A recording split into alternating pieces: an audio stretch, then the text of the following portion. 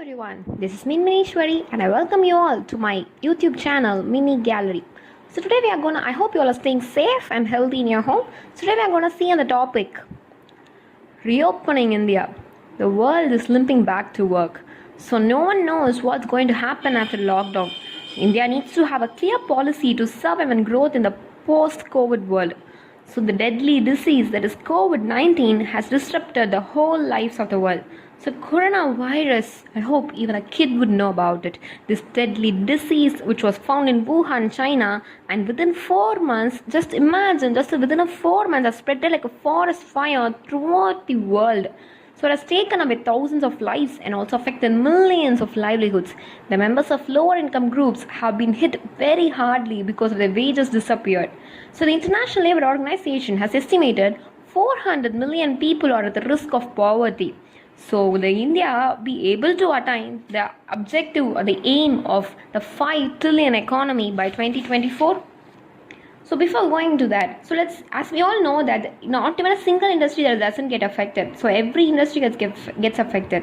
The IMF has cut India's growth forecast for 2020 to 2021 to 1.9%. Actually, it was in 5.8% in the Jan, but now it has been reduced to 1.9%. And mainly they say that manufacturing industry. So it has affected every industry, and now we are going to see about the manufacturing industry, which contributes 20% of the nation's GDP. And among which 50% are automobile industry.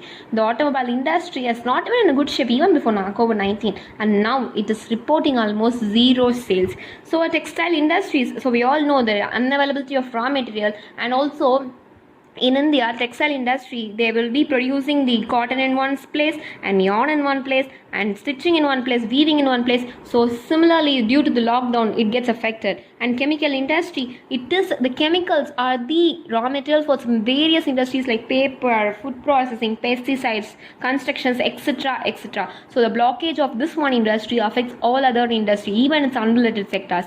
And next comes the electronics industry. So we all know that manufacturing of one electronical item requires various products from various industries. So affected in that industries, also it affects the electronic industry output. And next comes the construction industry and the logistic industry.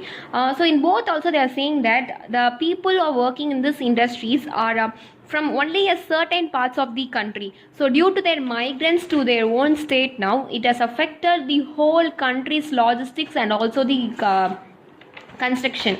So next, but we all know these are the major industries which gets affected. Another major reason for India's suffer is that India's red zone districts account for a large amount of country's economic activity. That is mostly it has affected the metropolitan cities.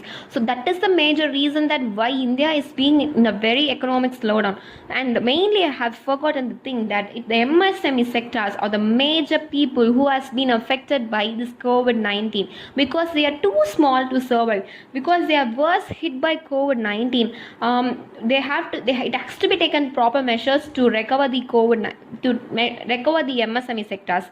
And though these are the various sectors which gets affected, but there are some sectors which gets boom, which is a boom in this COVID-19 period. That is the pharmaceutical industry. We all know it is the mask, the hand sanitizer, hand washes, all the disinfectants products are being sold at a very greater rate. So pharmaceutical, and also we are also in a state that why don't someone find the vaccine? So pharmaceutical industry is growing in a very great state in this COVID-19. And next, the FMCG sector. Why do FMCG sector is that crude oil prices being reduced to a very great extent. So it automatically benefits the FMCG sector, which gets benefited by in their packaging. That is, get reduced in the price.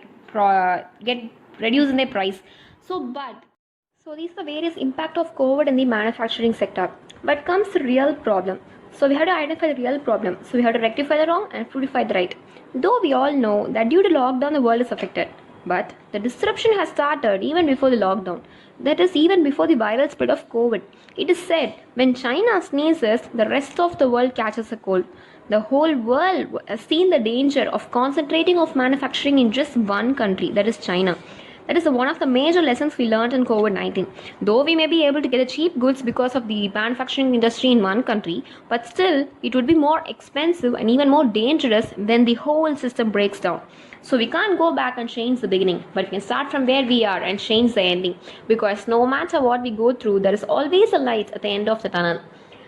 Though it is an era of radical uncertainty, all crises are also opportunity for radical reform, for realigning priorities, and for tweaking policies in the pursuit of greater common good.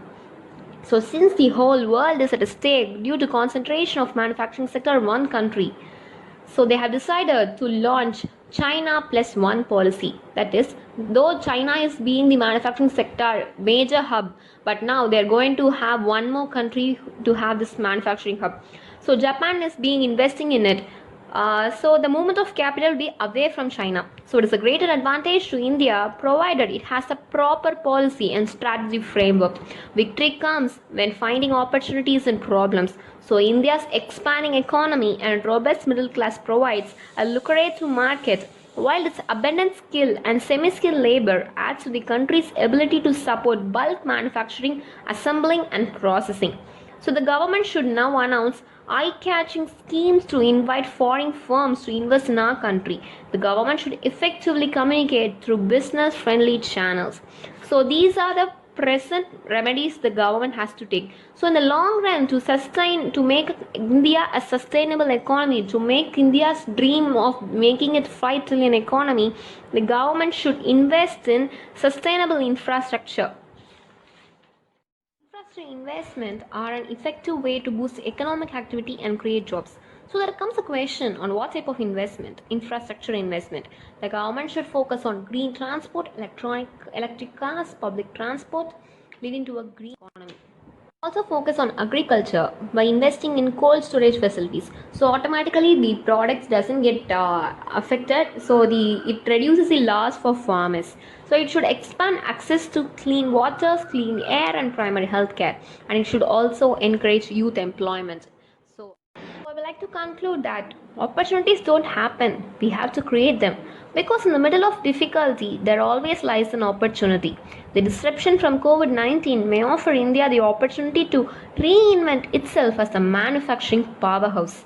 Another one best solution is that using of artificial intelligence, that is robots in the production, because there will be no problem of touch, there will be no spreading of virus, and also the robots doesn't demand salary. Maybe a future India would be in a robotic world.